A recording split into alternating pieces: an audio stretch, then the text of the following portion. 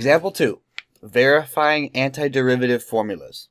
So in this example, I'm going to show you how to verify one of our integral identities. So we're going to start with the integral of u to the negative 1 du, which is equal to the integral of 1 over u, is equal to ln of u plus c.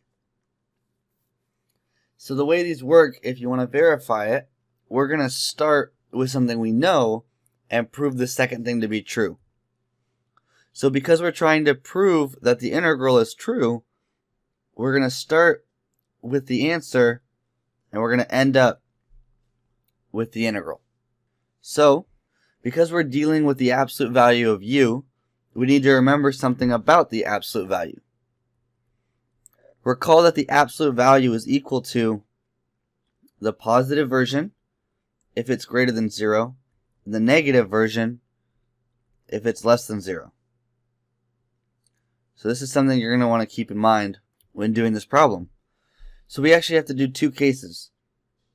We need to do one for when u is bigger than 0, and we have to do one for when u is less than 0.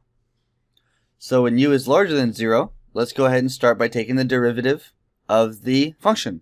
So when u is greater than 0, we're going to take the derivative with respect to u of ln of the absolute value of u plus c.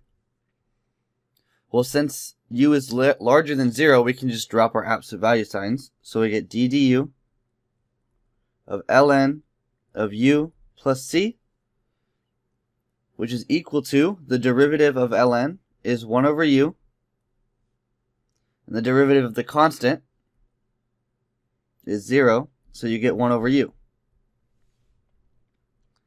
Now if u is less than 0, we're going to take the derivative of ln of the absolute value of u plus c, and this becomes the derivative of ln of negative u plus c.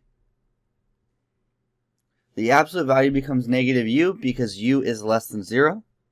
So the derivative of ln of negative u is going to be 1 over negative u times the derivative of negative u, which is negative 1 plus 0, and you're going to get 1 over u. So I've shown that if I take the derivative of the antiderivative, I'm going to get my original function back. Alright, let's move on to our second identity we're going to prove. We're going to prove that the integral of ln of u is equal to u times ln of u minus u plus c. So again, we're going to start right here, and we're going to end up over here. So we take the derivative of u ln of u minus u plus c. Because there's no absolute value bars, we don't have to separate it. So the derivative of this first term right here is going to be 1 times the ln of u, using the product rule, plus u times 1 over u.